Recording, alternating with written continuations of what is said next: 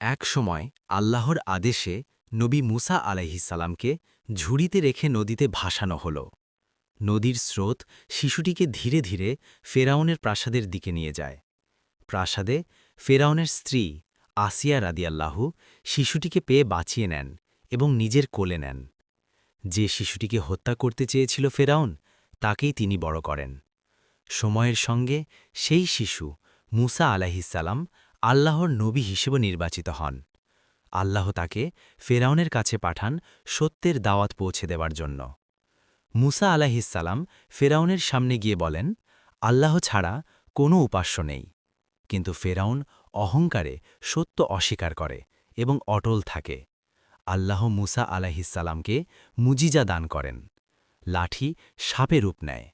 সব কিছু দেখেও ফেরাউন ঈমান আনে না। এরপর শুরু হয় আল্লাহর ভয়ঙ্কর আযাব।